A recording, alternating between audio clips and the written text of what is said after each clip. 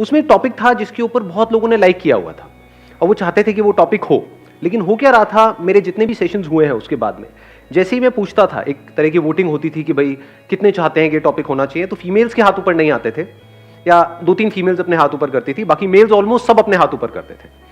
तो वो टॉपिक है, आई एम श्योर आप सबका इंटरेस्ट होगा उस टॉपिक में, that is how to start a business with zero investment. कैसा लग रहा है? पहले डिफाइन कर लेते हैं टॉपिक को, क्योंकि जीरो इन्वेस्टमेंट कुछ भी नहीं होता है, क्योंकि आप कुछ भी करोगे तो वहां पे एटलीस्ट टाइम तो इन्वेस्ट होगा ही होगा।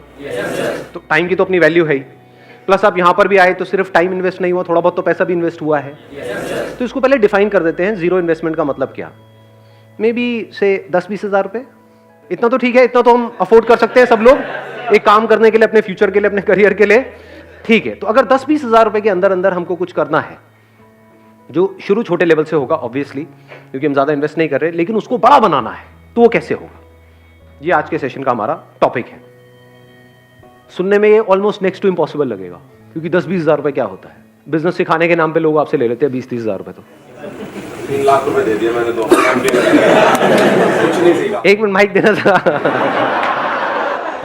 बताओ औरों को भी इंस्पिरेशन मिलेगी आपकी इस बात से। सर मैंने सोचा था कि कुछ बिजनेस से रिलेटेड कुछ सीखूंगा, क्योंकि मेरा जॉब में पहले से इंटरेस्ट नहीं था कि करना तो बिजनेस ही है, बट बिल्कुल मेरी जो एक्सपेक्टेशंस थी कॉलेज से बिल्कुल नील रही, तो कुछ नहीं सीखा मैंने। मतलब कॉलेज से लगभग मेरे को ऐसा लग रहा है मैंने 3 लाख रुपए वेस्ट कर दिए, वही मैं कहीं और लगाता, खुद से कुछ सीख के यूट्यूब वगैरह से सीख लेता तो बेटर रहता। Right, let's give a big hand for him. ठीक है, क्योंकि सीखने का मतलब सिर्फ ये नहीं है कि हम औरों की सक्सेस से सीखें, फेलियर से भी अगर आप सीख लेते हो तो दैट इज इंटेलिजेंस। मतलब इससे हमको क्या समझ आ रहा है इस बात से कि अपने पैसे को बचा